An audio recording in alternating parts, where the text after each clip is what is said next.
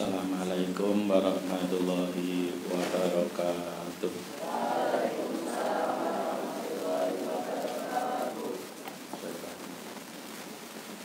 Bismillahirrahmanirrahim.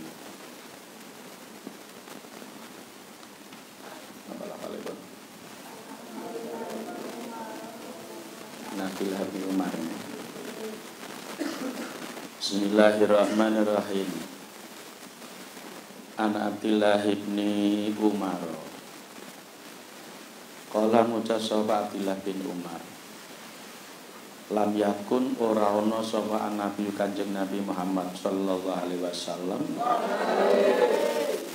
iku fahisan wong kang saru omongane. Ngerti saru? Kasar. Jorok. Senengane ngomong sing jorok. Nabi enggak pernah itu. Pendak omong apa-apa dijuruske ning gone alat kelamin, kabeh tenane jorok. Nyekel mik ya dihubungke ning kono. Mau gelas ngarani ya termasuk hubungane tekan kono. Apa kok dihubungke ning alat kelamin, kabeh itu fahish. Jorok omonganmu. Jorok niku napa?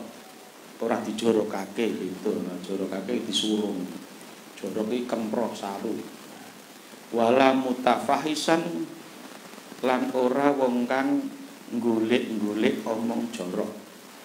Mutafahis kuwi ora lucu digawe lucu, ora saru digawe saru. Nah, kan sono ngoten niku.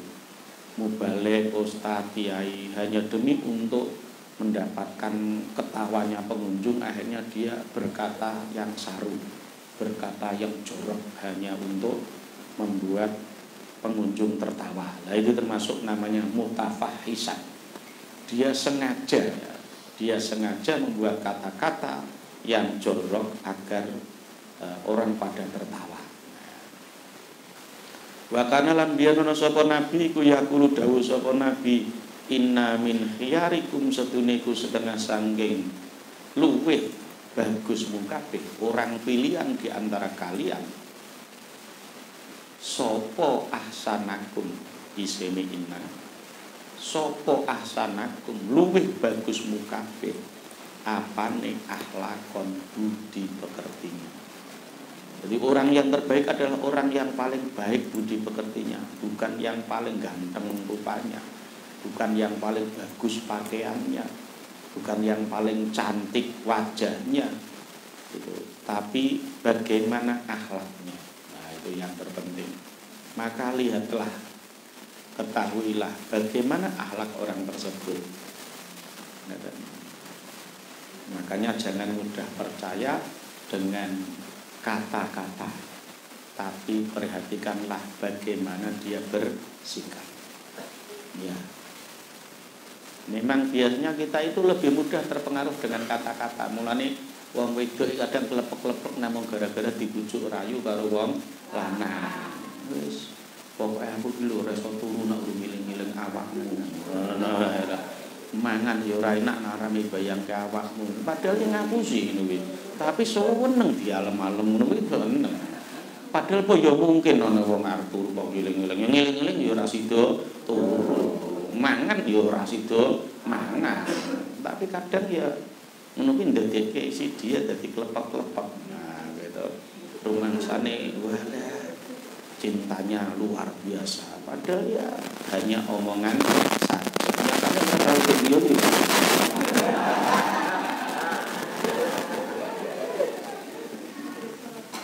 Nah ya, kita ini mudah ditipu dengan kata-kata. Maka kita diingatkan untuk lihatlah bagaimana kelakuannya.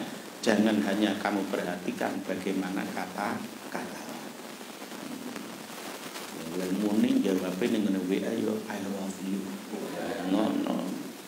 Di dunia ini hanya kamu yang ku cinta. Tapi yo sambil ngrangkul wong wedok liya. Apa gunane kaya ngono.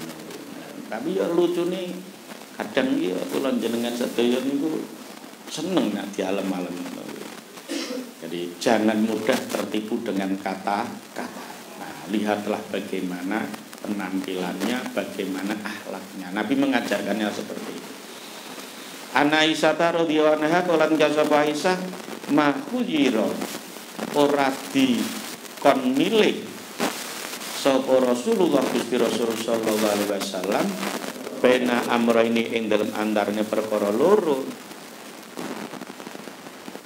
illa akhadha kejaba ngalap sapa Rasul aisarahuma ing luweh entengi amra ini malam yakun selagine ora ana apa aisar iku ikman dosa. Nabi itu mengajarkan kepada kita, setiap nabi ada suatu perkara dua pilihan, yang satu berat, yang satu ringan, pasti Nabi memilih yang ringan. Contohnya misalnya dalam hal soal puasa, ketika kita itu puasa, sedang kita melakukan perjalanan keluar kota, kita menjadi musafir, maka kita punya hak dua, boleh tetap puasa, boleh mukah, tapi besok qadha. Tapi prakteknya ketika Nabi Fathu Makkah itu kan pas bulan Ramadan, Nabi memilih apa? Memilih mukah, karena ini lebih ringan. Ini lebih ringan. Nabi memberi contoh seperti itu. Misalnya sama-sama haji tamattu boleh, haji ifrad lebih utama. Tapi ketika Nabi menjadi pemimpin, ini haji ifrad apa haji tamattu? Nabi memilih haji tamattu. Ya tamattu ya pancen asli mana nih tamata ya tamatuan mesti boleh penak. Karena cukup tawaf, sa'i, sudah dihitung umrohnya, terus langsung tahalul. Baju dilepas, pakaian umrohnya dilepas, dipakai lagi besok kalau sudah saatnya haji. Jadi melanggar nusuk, melanggar aturan haji, besok harus menyembelih dan. Tapi itu dilakukan. Kenapa? Memakai ihram terus dalam rangka ifrad itu berat. Karena ketika kita pakai ihram tidak boleh pakai minyak wangi, tidak boleh ngomong jorok, tidak boleh bertengkar, tidak boleh mencabut brengos, tidak boleh potong kuku, banyak tidak bolehnya. Makanya itu sangat berat. Makanya di antara yang berat dengan yang ringan, Nabi memilih yang ringan. Sama ketika dulu ada haji 2010 itu sebenarnya enak kalau ifrad. Kenapa? Abdur. Tapi kula yo mikir, iki jamaahku mengko do ngetut aku nak do ifrad kabeh lah, ora mesake. Iya kalau mereka paham betul dengan larangan-larangan orang pakai ihram. Wong pakai ihram ki ora entuk salin kok nggo sempak ngono ki ora entuk. Yo cutoh pakai ihram, mandi ya mandi, tapi nanti ya pakai ihram lagi sampai hajinya sudah selesai, itu baru boleh lepas ihram. Abot toh, abot. Padahal waktu itu waktunya pendek. Karena Abah itu datang tuh tanggal 5 Dzulhijjah, padahal nanti tanggal 8 sudah saatnya untuk Armina, sudah persiapan untuk ke Arafah, sudah persiapan untuk wukuf. Nanti tanggal 10 itu sudah balang jumroh akobah, setelah itu sudah boleh tahalul awal. Jadi penak itu untuk ifrad karena waktunya sangat pendek. Nah, tapi saya juga mikir, likin kok aku nak ifrad mengko jamaahku do tiru-tiru ifrad, ora berat. Iya, nggak ngerti lah. Ngono atote ora ngerti, sing wedok ternyata turu terus dibledhei. Lah itu sudah pelanggaran. Kok mengko ora ngerti berarti duduti wulu irung. Orang legi kok kukune kok dawu-dawu krikiti di ini kan pelanggaran semua nanti. Nah, karena menjaga ihram itu sangat berat, maka ya udahlah kita ambil tamattu ya pancen tamattu wis pokoke ora matok. Haji sing tamattu ya ini tamattu boleh penake dhewe ya ora apa-apa, tapi kalau dalam syariat boleh ya milih sing ringan. Contohnya lagi, jenengan ketika musafir sholat jamak qashar itu kewajiban apa hak ora wajib. Umpama sampean sholat itmam ya oleh. Tapi ya ora mesake wong dikai diskon ning nggone mall wis dijupuk mosok diskon saka Gusti Allah, moh sombong men kowe. Diskon ngromol aja 50% disik-disikan kok. Mosok salat diskon 50%, mosok ora gelem dikai diskon Gusti Allah kok. Kalau saya juga gitu. Ketika saya menjadi musafir, ya saya ngambil diskon. Wah, aku dikasih diskon mall saja mau, masa didiskon sama Allah saya tidak mau. Mesti seneng.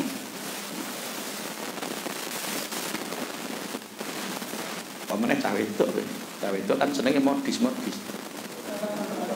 Modal diskon. Mumpung diskon langsung diborong. Cawe itu ana diskon kira-kira diborong ora?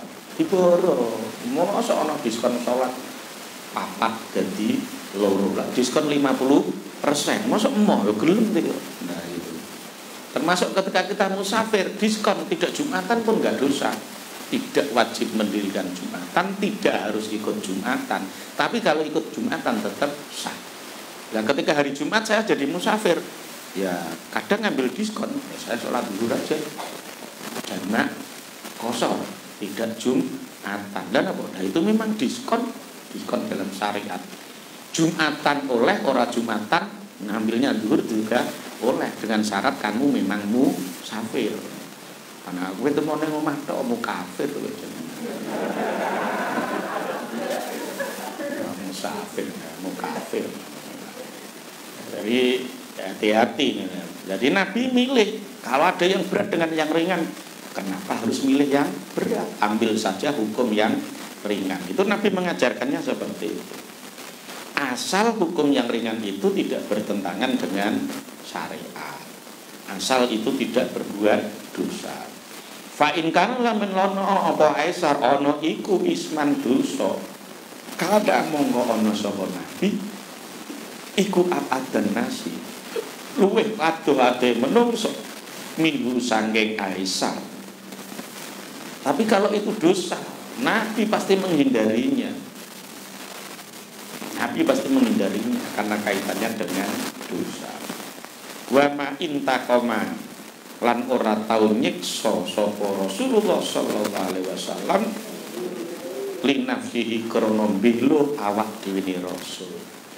Nah, ini yang sering saya sampaikan.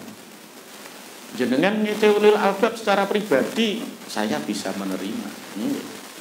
Jenengan nek ulil albab goblok ora apa-apa. Jenengan ulil albab bodoh sak karepmu. Jenengan ulil albab kere sak karepmu. Tapi yang dihina saya pribadi. Kalau saya nyontoh Nabi gitu, kalau saya dinas secara pribadi malah biasa, saya nggak tersinggung. Nah gitu. Tapi ketika yang dihina itu institusi tempat saya kerja, yang dihinakan itu adalah pondok pesantren yang saya bina, saya bisa tersinggung. Nah, Nabi juga gitu. Kalau Nabi dihina, Nabi diam aja, Nabi nggak tersinggung. Tapi berani gawe rusak agama, Nabi ngamuk nomor 1, Nabi marah. Nabi marah bukan karena membela dirinya, tapi karena ada aturan agama yang dilanggar. Tapi kalau urusan pribadi, Nabi nggak pernah marah. Apa orang nggak boleh marah? Boleh. Nabi juga pernah marah. Itu kalau kaitannya dengan orang merusak aturan agama. Nah gitu. Tapi kalau urusan pribadi, makanya Nabi nggak marah. Loh, Nabi pernah tempiling karo orang Badui? Pernah. Jadi Nabi itu ceritanya kerja. Nabi itu gengsi kalau kerja di orang yang dikenal. Apalagi itu bawahannya. Nanti bayarannya halal. Halal ini halal campur haram. Kan rodok mesake. Duh, sahabatnya Nabi yang kaya kan banyak. Bahkan menantunya Nabi Utsman kaya raya. Menantunya Nabi. Tapi sebagai mertua nggak mau minta kepada Utsman, nggak mau. Nabi itu istrinya kaya raya. Siapa itu? Romlah. Romlah itu adalah putrinya Abu Sufyan. Tapi Nabi tetap kerja. Ora wong lanang terus dandulan kotang. Wong lanang kok dandulan kotang. Dumen wong wedok di penghasilan terus dia pengangguran. Menjaga ke hasil wong wedok. Ra ini kok di wong lanang kok. Sok nggo kotang wae. Nabi enggak mau itu. Nabi tetap kerja loh. Padahal istrinya Nabi kaya raya. Siapa itu? Romlah. Romlah itu putrinya Abu Sufyan. Wong bapaknya ya saudagar, Romlahnya juga pedagang sukses. Tapi Nabi masih kerja. Nabi kerja, nggak mau ngandalke hartanya Romlah. Karena istrinya Nabi kan nggak hanya Romlah. Ada Aisyah, ada Hafsah. Banyak sekali istrinya Nabi, sampai 9. Ada Saudah. Ya Nabi nggak mau terus menjaga ke salah satu ini mumpung sing berasi gawe ngongkosi liyane, nggak mau tanggung jawab wong lanang arep kok di kehormatan laki-laki itu kalau mau bekerja. Seberapapun penghasilanmu, ketika kamu mau bekerja mencari rezeki yang halal untuk anak istrimu, itu kelelahanmu saja itu mendatangkan maghfirah.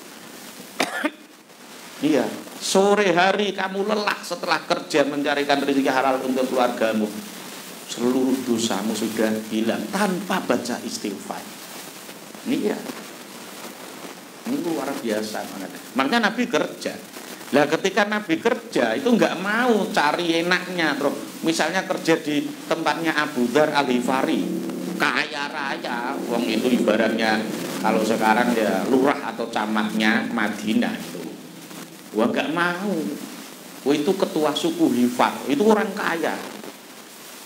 Nabi gak mau. Kenapa? Lah bayangno misale kok kula kerja ning sampeyan ngoten niku pripun? Sampeyan arep ngeloki aku lho isih.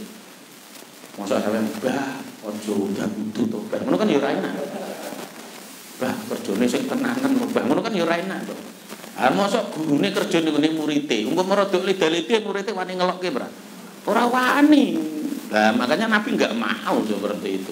Nabi kerja kepada orang lain yang tidak dikenal olehnya. Itu ceritanya Nabi kerja di batu, delalah batu ini itu buahil medit. Nabi itu kerja mengambil air, 1 ember air hanya dibayar 1 butir kurma. Nah, singkat cerita ketika Nabi sedang nimbah air itu, airnya jatuh, timbanya putus. Sebagai juragan itu marah, nggak tahu bahwa ini Nabi, langsung kuaplok itu ini cepulah gitu. Kurang ajar, dikasih pekerjaan malah merusakkan alat kerja. Bahwa umpama model saiki langsung wah orang Islam dipukul orang kafir. Senane kan ngono to. Sekarang kan banyak to orang urusan pribadi tapi bengok-bengok iki kaya-kaya urusan agama. Banyak itu. Urusan pribadi kok, tapi dia itu keluar-keluarnya orang kafir memukul orang Islam, orang non muslim memukul orang Islam.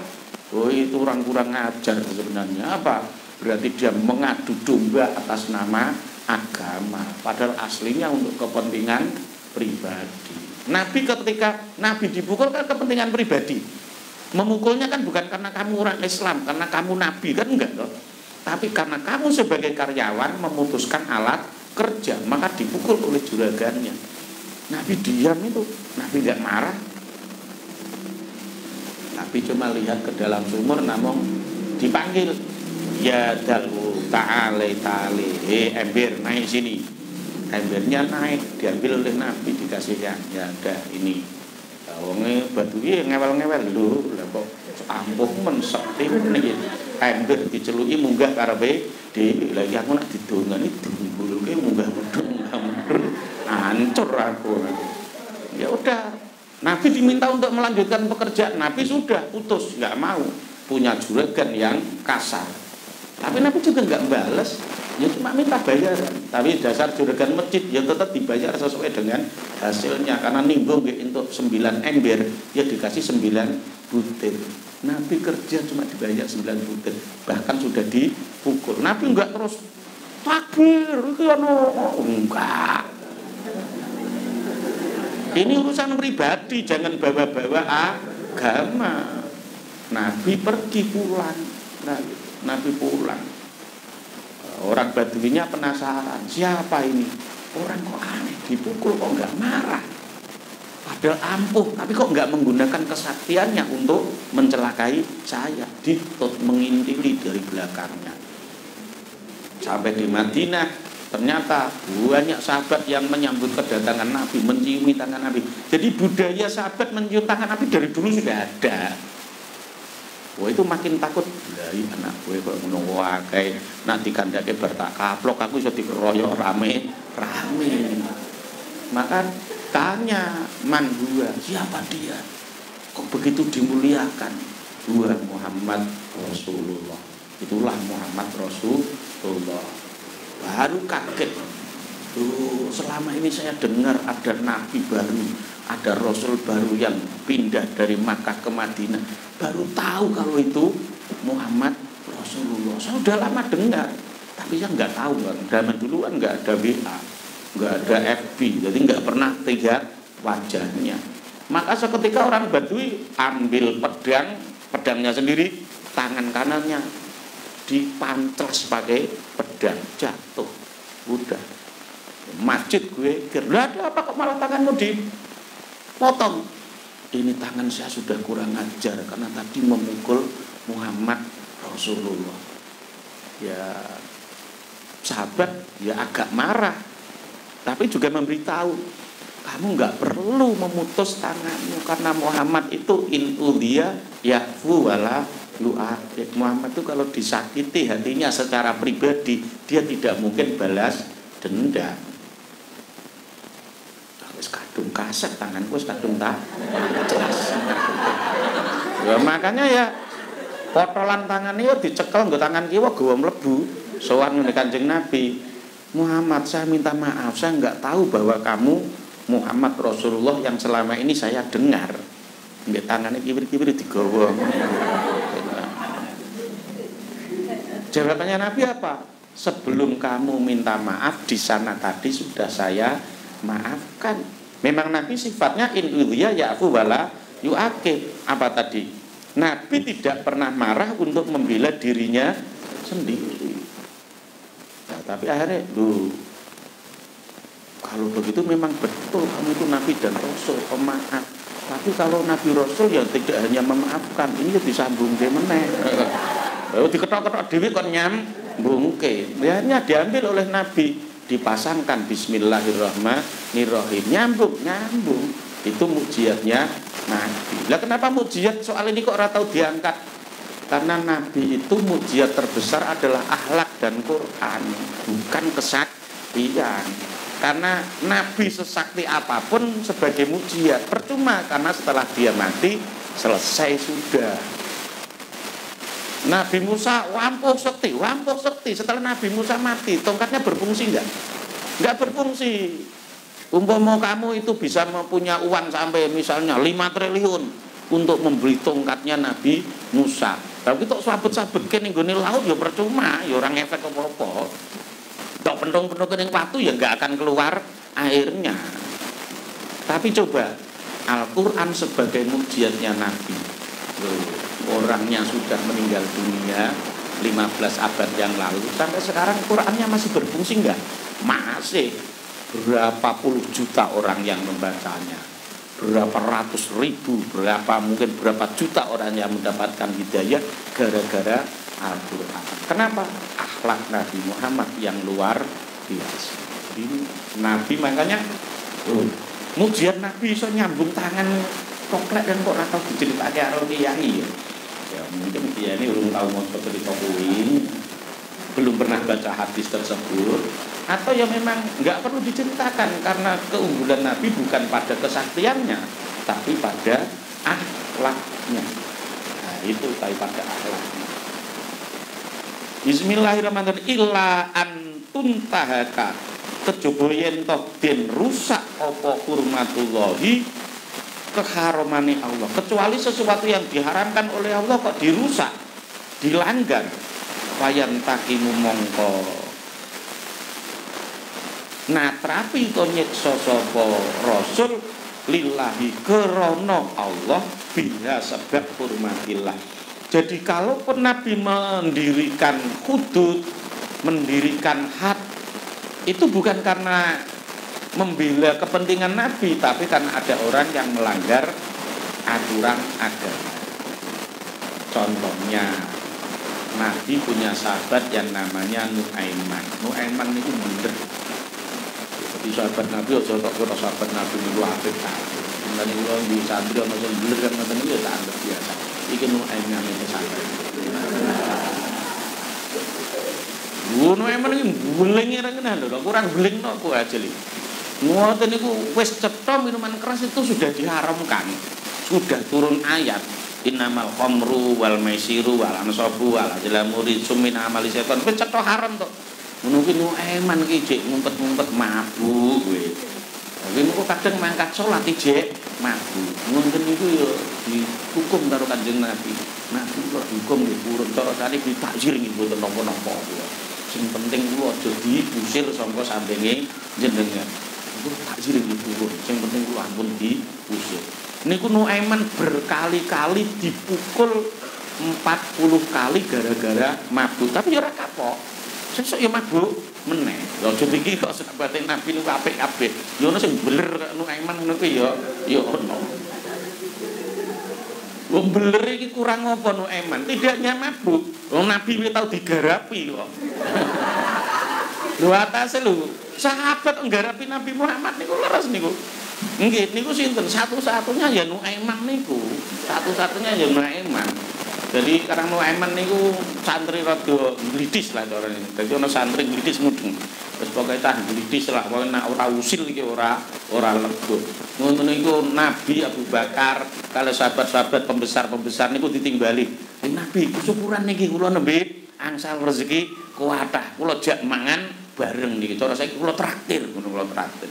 Nabi yo dahar, Abu Bakar dahar, Umar, sahabat-sahabat gede-gede niku yo do melu dahar. Ngoten, cara saiki yo ana bakso apa mie lewat ngoten. Jaman biyen yo wis ana ngoten niku. Mandang pun bar rampung niku dhek mara maring nggone bakul sing dodol mangke sing bayar nika. Wong jarene traktir kok sing kon bayar Kanjeng Nabi niku jeli. Bakule teko cara saniki yo Kanjeng Nabi niki utamane. Walah iki Nuaiman jarine traktir kok aku sing kon bayari. Jawabe Nuaiman ya enak. Mosok kula traktir jenengan napa boten kuwawet niku. Lho Nabi wis tau digarapi kok. Lho ora gregetke niku lho. Lho niku ceritane Nuaiman. Oh, garapi ora namung Nabi. Ibnu Maktum niku nate digarapi. Nanti mergo Ibnu Maktum kan wuta. Ngoten niku nggih nutul-nutul arep lunga arep ning gone WC arep golek nggon nguyah ngoten niku to. Meh teng pundi, Pak? Ajeng nguyah, nggo kula terke. Iki terke ora ning gone WC, parake ning pinggir mikrop. Mun dugi mriku. Lha nguyah ngantar ya diguwe-giri wong sak masjid to. Lho jenengan kok teng mriki. Lah iki jere kira yo WC to, mboten niku mihrab. Ngoten niku diuyoh ini. Oh, lah kurang ngajar. Lha iki mesti disebut aku apa?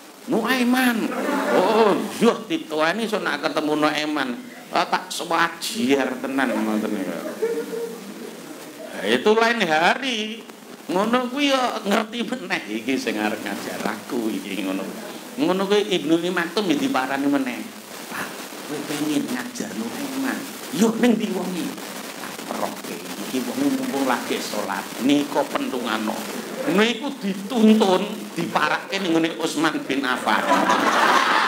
Wah, dadi akhire yo niki Nuaiman persis ning arepe sampean. Yo Ibnu Maktum karang buta yo anggen disuwak bet. Padahal bisa beti Utsman niku yo. Yo cegati wong sapirang-pirang, "Weh, ngawur kowe kok mentungi Utsman iki khalifah tuwa. Iki napa khalifahe Rasul, khalifah Gusti Allah, makili Rasulullah. Niki pripun?" Lah aku jarine iki Nuaiman pokoke tukang garapi wong. Ya ono saged glidis sing ngono kuwi ya ono. Glidis ngoten niku. Dadi nek ono tak pondok glidis niku ya iki Nuaiman nek pondok kene ya. Nah tapi gentle dihukum bola-bali karo Nabi niku ya. Kowe ora terus mutung niku ya ora ya tetep nyatane aku salah dihukum ya ora apa-apa. Sing penting aku aja diusir saka sampinge Kanjeng Nabi. Wonten sahabat niku sing nyeneni Nuaiman. Kowe iki duwe blek wong paling cedhak mbek Nabi. Tapi ora biar diloke ngoten. Nabi niku lho ngeliki kok. La tasubuhu aja tok piso-piso. Innahu yuhibbullah wa rasulah. Aja tok piso-piso, ora kitang cah koplak kok ngono kuwi seneng mbek Gusti Allah, seneng mbek Gusti Rasul. Lah kok iso? Lah nyatane iki yo bling apa-apa ya cek tetep lengket terus karo Rasul dihukum boleh-bali ditakhir boleh-bali niku yo kuwi cek lengket terus. Nah ora seneng kok yo ono. Ya ngoten niku. Dan Nabi ya pernah menghukum Nuaiman, pernah dipukul sampai 40 kali. Nggak hanya sekali ceritanya, berkali-kali.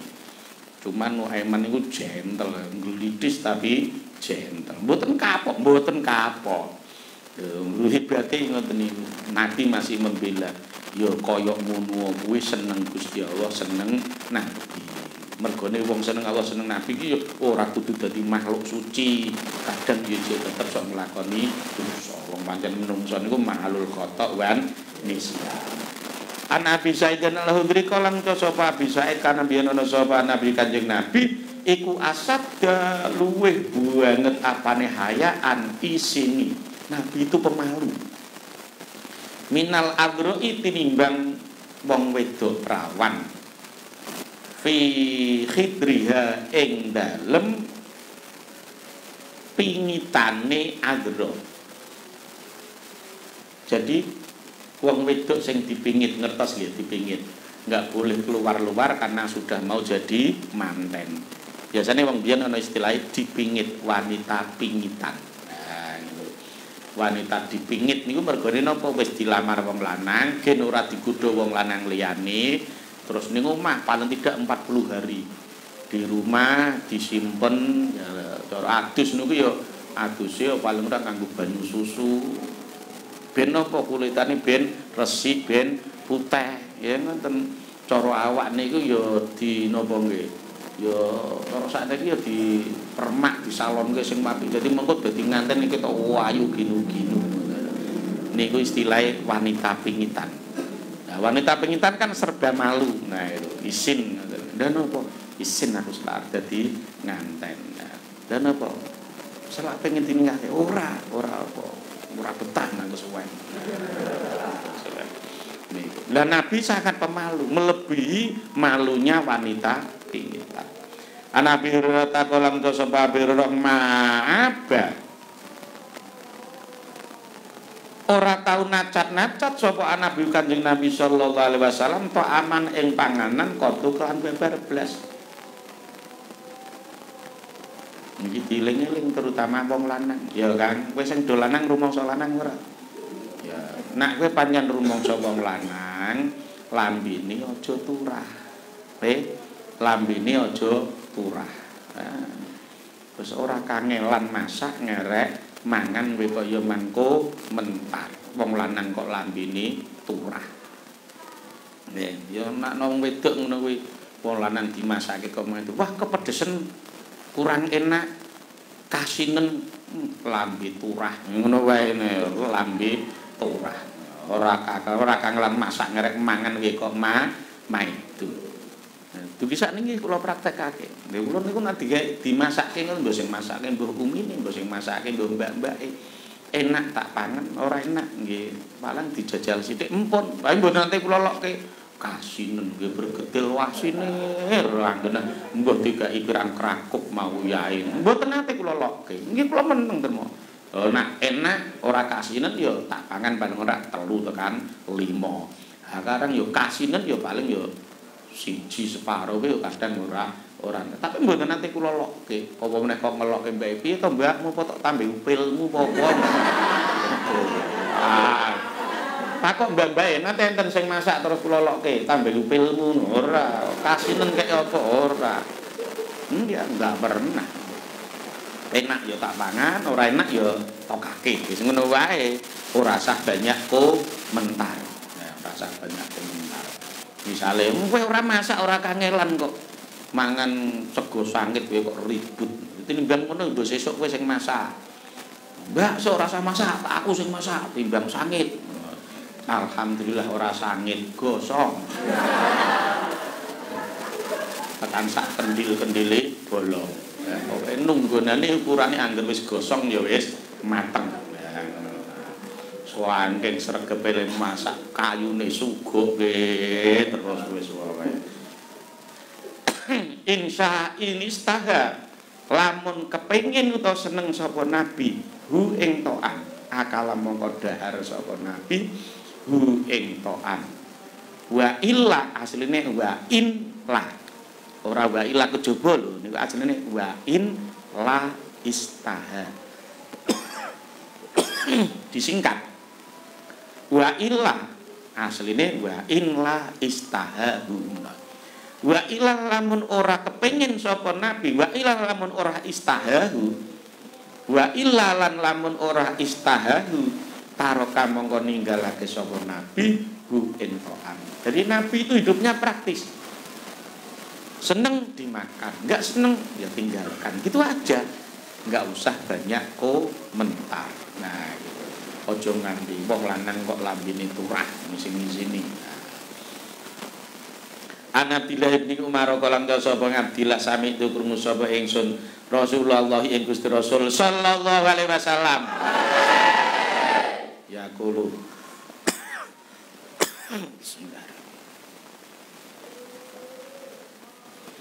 yaqulu hale dawuh sapa Rasul